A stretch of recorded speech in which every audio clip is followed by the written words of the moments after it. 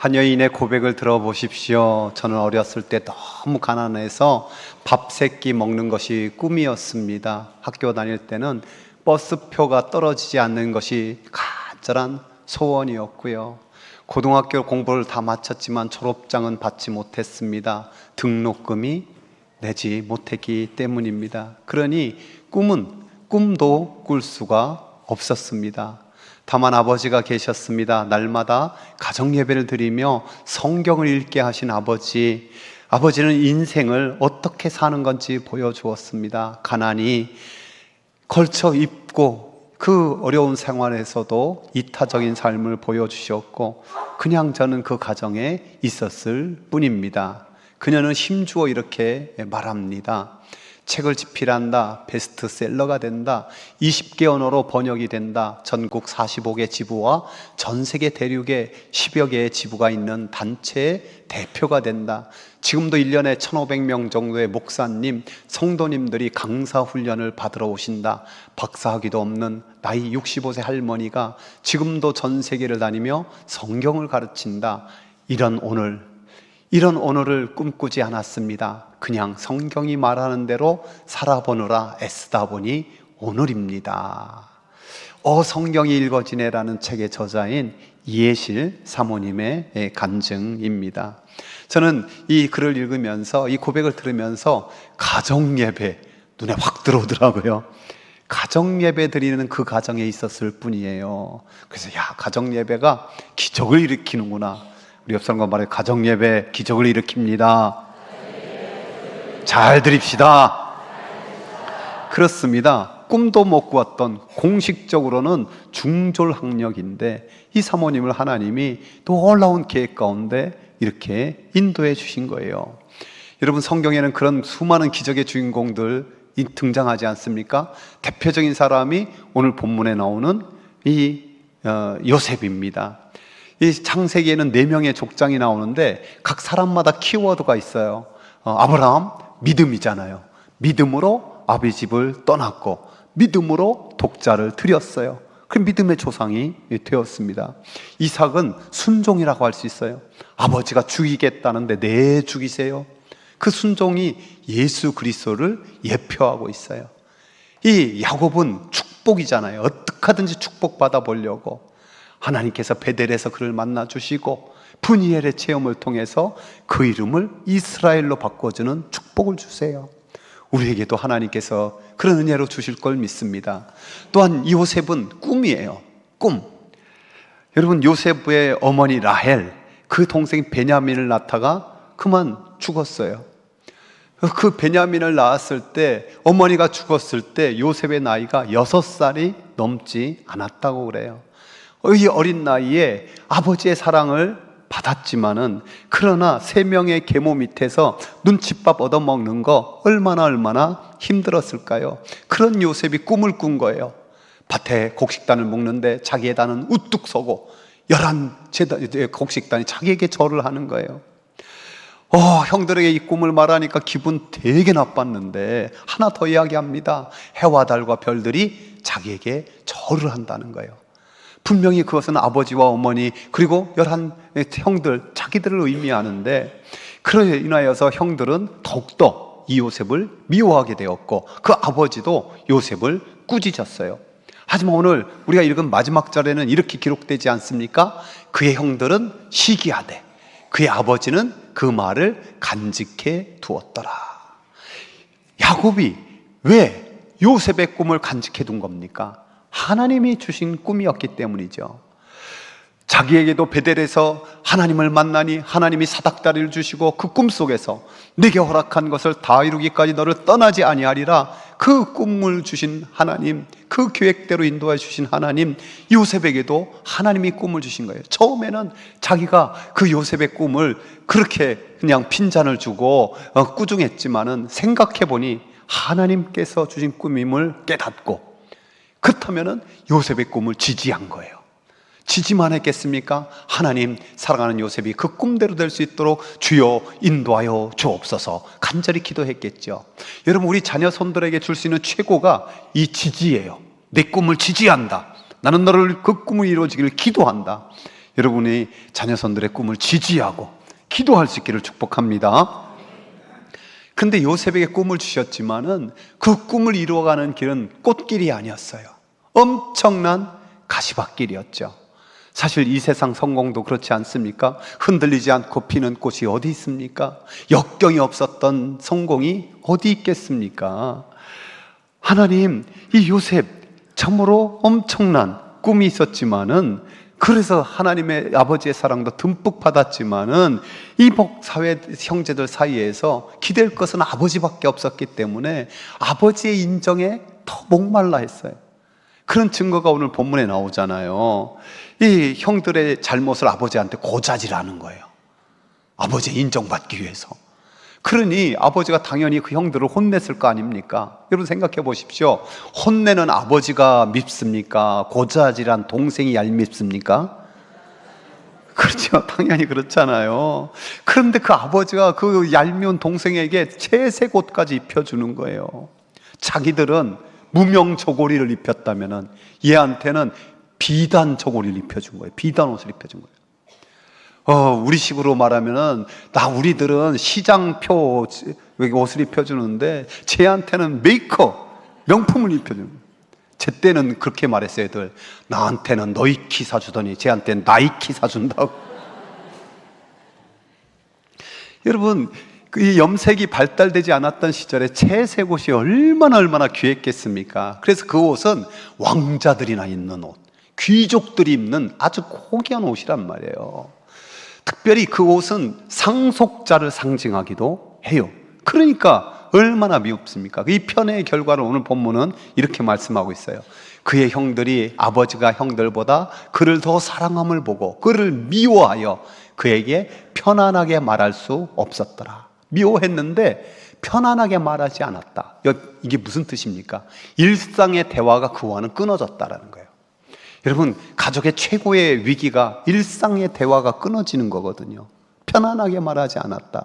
있을 때 그림자 취급하는 거예요. 없는 사람 취급하는 거 얼마나 힘들었겠습니까? 그런데 이런 상황에 불난 집에 기름 부은다고 꿈 얘기를 하니까 이게 환장할 일이잖아요, 한마디로.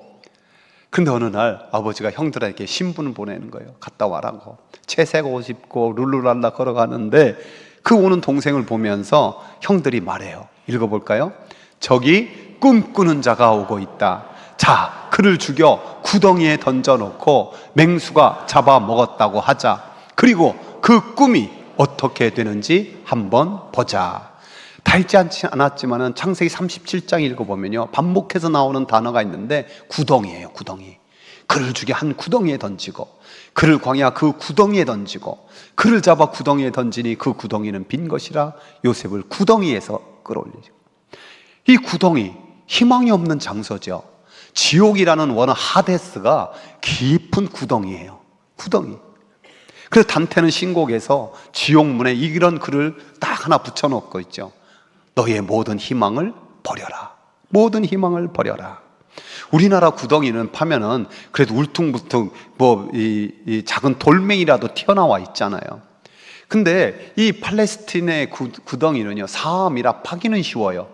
근데 세월이 좀 지나면 거기가 매끈매끈해지는 거예요. 딱딱해지고 도저히 맨손으로 올라오고 붙들 데가 하나도 없어요. 그러니 아무런 소망이 없고 자기 힘으로는 절대로 못 나오는 그런 구덩이. 오늘 창세기 37장에서는 요셉이 뭘 했는지 하나도 나와 있지 않아요. 형들의 말과 행동만 나오죠. 요셉이 왔을 때 그 채색 옷을 찢어서 갈기갈기 벗기고 집어 던지는 거예요. 요셉이 뭐라고 했을까요? 형님들 왜 그러세요? 나예요. 나 요셉이에요. 근데 그런 외침에도 그냥 구덩이에 집어 던지는 거예요. 이거 장난하는 거죠? 그냥 이거 한번 농담하는 거죠? 장난하는 거죠? 뭐? 장난? 웃기고 있네. 너 그곳에서 한번 살아봐라. 네 꿈이 어떻게 되는지 우리 한번 보자. 시간이 흐릅니다. 점점 목도 타고 정말 형들이 자기를 번체만 채하고 간절히 형들을 다시 한번 애원해 보죠. 잘못했어요. 내가 잘못했어요. 다시는 이상한 짓 안 하고 고차질도 안 하고 뭐 꿈 얘기 이상한 거 안 하고 형들 말 잘 들을게요. 형님 말 잘 들을게요. 날 좀 살려주세요. 제가 왜 이런 상상하냐면은 뒤에 요셉과 그 형들이 만나잖아요. 요셉이 테스트 하잖아요. 그랬을 때 그들이 이렇게 말해요. 그들이 서로 말하되 우리가 아우의 일로 말미암아 범죄하였도다. 그가 우리에게 애걸할 때 그 마음의 괴로움을 보고도 듣지 아니하였으므로 이 괴로움이 우리에게 임하도다. 형들에게 애걸복걸한 거예요. 여러분, 그 구덩이 속에서 요셉이 얼마나 무섭고 두려웠겠습니까? 여기서 저는 한 분이 딱 떠올라요. 누구십니까? 우리 주 예수 그리스도. 그분의 구덩이는 십자가 위에서, 그 십자가에서 엘리 엘리 라마 사박다니, 하나님 하나님 왜 나를 버리셨습니까? 왜 나를 버리셨습니까? 철저하게 외면하시는 하나님. 그러나 그것은 내 모든 형편, 우리의 모든 죄악에 그 모든 짐 짊어진 그 외침, 그 모든 우리의 고통과 연약함을 다 치유하신 주님. 그래서 성경은 이렇게 말씀하고 있습니다. 함께 읽어봅시다. 우리에게 있는 대제사장은 우리의 연약함을 동정하지 못하실 리가 아니요 모든 일에 우리와 똑같이 시험을 받으시니로되 죄는 없으시니라.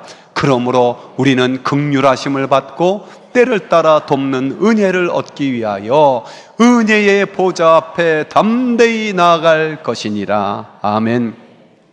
여러분, 구덩이에 빠져 있습니까? 더 하나님을 찾으십시오. 은혜 보좌 앞에 우리의 모든 걸 치유하신 예수님, 그 이름으로 담대히 더 가까이 나갈 수 있기를 바랍니다. 요셉이 형들에게 애걸할 때 형들은 듣지 않았지만은 하나님은 그 소리를 다 듣고 계셨어요. 하나님의 크신 계획 속에 요셉을 인도하는 거예요. 여러분, 생각해 보십시오. 르우벤이 동생들이 죽이고자 할 때 르우벤이 장자의 권위를 가지고 말해요. 야, 생명은 해하지 마. 그 피를 흘리면 그 피가 몽땅 우리에게 온다. 구덩이에 던지고 아무도 손대지 마라. 알았어?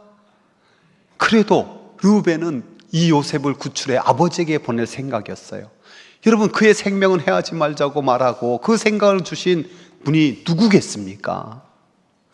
르우벤이 어떻게 동생들 설득할까 잠시 머리를 생각하며 산책하고 있을 때 요셉의 형들은 음식을 나눠 먹으면서 시끌벅적하는 거예요. 야, 저놈 저렇게 하고 밥 먹으니까 밥맛이 더 좋다, 뭐 그러면서. 그때 이스마엘 사람들이 길라앗에서부터 향품, 모략, 유향 이런 거 싣고 장사로 떠나는 거예요.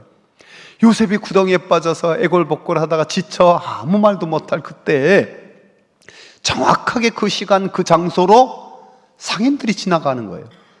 여러분, 그들이 언제부터 길을 떠났겠습니까? 최소한 물건을 준비하고 그 400km, 500km 걷는 길 일찍부터 떠났을 거 아니에요. 그런데 정확하게 요셉이 그 구덩이에 있을 때 그쪽으로, 길도 여러 가지 길이 있을 텐데 그렇게 인도하시고 그 타이밍을 정확하게 맞춘 분이 누구예요? 그렇습니다. 또 그 모습 보고 유다가 이런 제안을 해요. 우리가 우리 동생 죽이고 그의 피를 덮어둔들 무엇이 유익할까? 자, 그를 이스마엘 사람에게 팔고 그에게 우리 손을 대지 말자. 그는 우리의 동생이요 우리의 혈육이라.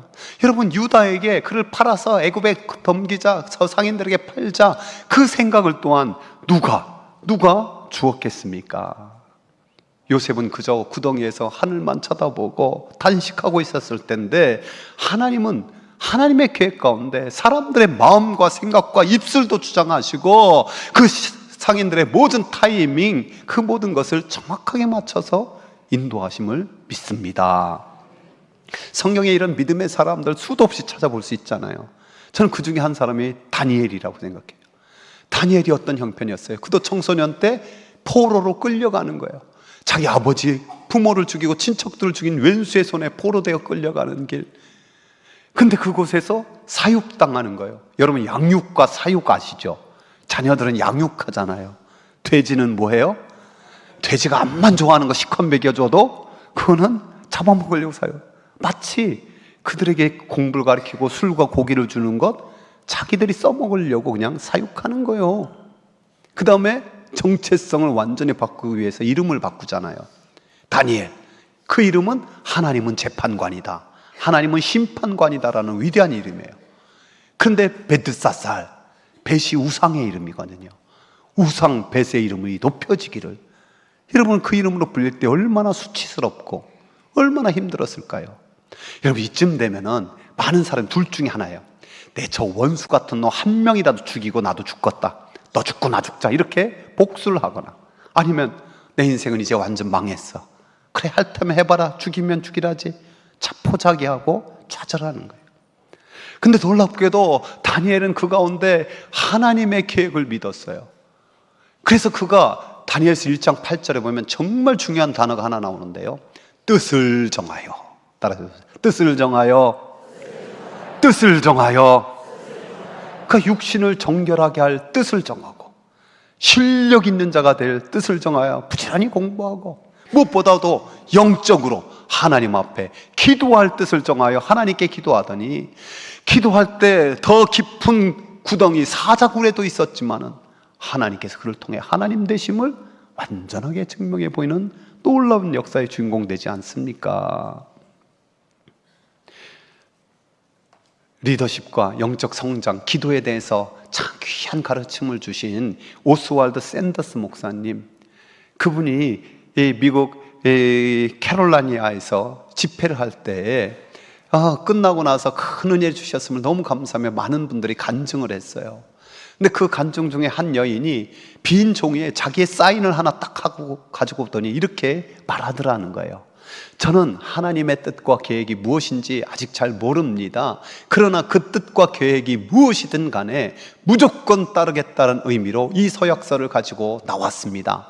이 빈칸을 하나님께서 어떻게 채우시든지 저는 무조건 따를 것입니다.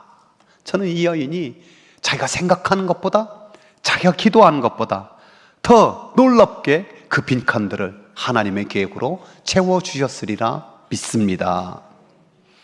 여러분, 인생이 계획대로 되어 갔습니까? 내 계획대로 안 된 게 참 많죠? 그런 하나님의 계획대로 인도해 가심을 믿으십시오. 그리고 내 계획보다 하나님의 계획이 훨씬 더 좋은 것을 인정하십시오. 제가 요즘 새한글 성경으로 성경을 읽는데 이사야를 읽다가 우리가 잘 아는 말씀 이렇게 번역해 놨더라고요. 함께 읽어봅시다. 하늘이 땅보다 높다. 그처럼 나의 길은 너희 길보다 높고 나의 생각은 너희 생각보다 높다. 비와 눈이 하늘에서 내리면 그리로 돌아가지 않는다. 반드시 땅을 흠뻑 적신다. 그래서 땅에서 생명이 태어나서 움트게 한다. 씨 뿌리는 사람에게 씨앗을 주고 먹는 사람에게 양식을 준다. 이처럼 나의 입에서 나가는 말도 성과 없이 내게로 돌아오지 않는다. 내가 좋아하는 일은 반드시 해내고 내가 그 말을 내보내어 하려 한 일은 이루어 낼 것이다. 아멘.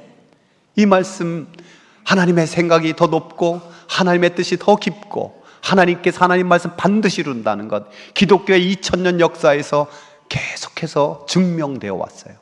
여러분, 사도 바울을 생각해 보십시오. 그가 처음부터 이방인 사도가 되려는 계획이었을까요? 아니에요. 그는 자기 친족을 위해서는 자기 영혼까지도 거는 그런 민족주의자였어요. 그래서 가는 곳마다 그 복음을 전해도 유대인들에게만 복음을 전한 거예요. 근데 한결같이 그 유대인들이 거절하는 거예요. 내뱉는 거예요. 그러자 그걸 수없이 경험한 후에 안 되겠다, 나는 이제 이방인에게로 가노라. 자기 신발을 털고 이방인으로 가서 이방인의 사도가 되는 거예요. 그래서 땅끝까지 복음을 전한 미랄이 되었잖아요. 16세기 종교개혁을 일으킨 마르틴 루터가 처음부터 로마 카톨릭 교회를 떠날 생각한 게 아니에요. 그가 95개 조항을 붙였지만은 그가 면죄부 자체를 부인한 게 아니에요. 여러분, 우리 모두도 예수 그리스도의 그 보혈의 능력으로 면죄받은 줄 믿습니다. 돈 받고 면죄부 파는 행위가 이거는 아니다 그랬는데 1521년 교황 레오 10세가 그를 파면해 버린 거예요. 로마 카톨릭에서 쫓아내 버린 거예요. 그러니까 어쩔 수 없이 개신교회를 만든 거예요. 18세기 놀라운 부흥을 일으켰던 존 웨슬레, 그가 영국 성공회를 떠나려는 계획이 있었던 게 아니에요. 그가 너무 열심히 전도하자 영국 성공회가 그의 교구를 인정하지 않으면서 열광주의자라고 그를 내팽쳤어요. 그러자 그의 교구를 인정하지 않자 그가 오히려 손을 들고 외쳤어요. 전 세계가 나의 교구다. 그래서 만든 것이 감리교예요. 여러분, 언더우드가 조선 땅을 처음부터 밟으려는 계획이 있었던 것이 아니에요. 그는 큰 땅, 중국으로 가려는 계획이었어요. 근데 하나님께서 그 계획을 틀어서 1885년 조선 땅을 밟게 하셨고, 이 어두운 땅 선교 한국으로 오히려 우뚝 세워지는 귀한 역사를 이루게 하신 거예요. 제가 그것을 쭉 생각하면서 저를 돌아봤어요. 저도 한 번도 제가 경상도에 와서 목회하리라 계획하지 않았어요. 생각도 안 했어요. 하나님이 인도하셨고 너무 행복하고 감사한 목회를 하고 있어요. 여기 있는 여러분도 가만히 생각해 보십시오. 여기 있는 중에 많은 분들이 내가 어떻게 이 자리에 앉아서 예배를 드리고 있지? 내가 어떻게 하나님 자녀가 됐지? 여러분 계획대로 그것이 있었습니까? 그런 분들이 너무너무 많을 거예요. 믿음의 사람 중에서 또 인생의 구덩이, 참 다윗이라는 사람 수도 없이 경험했죠. 그는 수도 없는 그 죽음의 그 공포의 구덩이 속에서 오히려 이렇게 고백하고 있어요. 함께 읽어봅시다. 내가 여호와를 기다리고 기다렸더니 귀를 기울이사 나의 부르짖음을 들으셨도다. 나를 기가 막힐 웅덩이와 수렁에서 끌어올리시고 내 발을 반석 위에 두사 내 걸음을 견고하게 하셨도다. 아멘. 여러분 지금 어떤 기가 막힐 웅덩이, 그 구덩이 속에 있습니까? 우리 장로님 기도한 대로 어떤 분은 건강이라는 구덩이 속에 지금 갇혀서 신음할 거예요.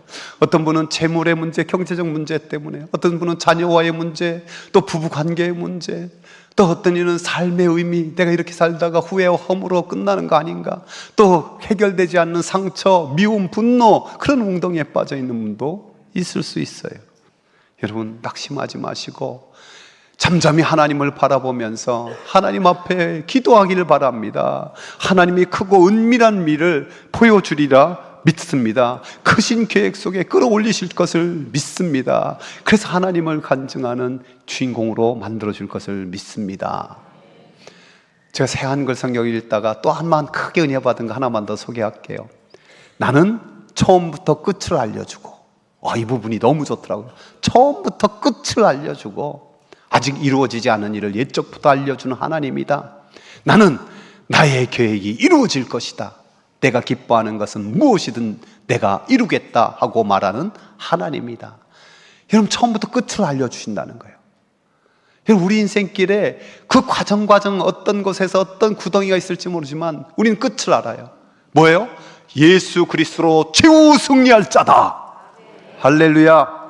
우리 옆 사람을 축복하죠. 당신의 끝은 최후 승리입니다.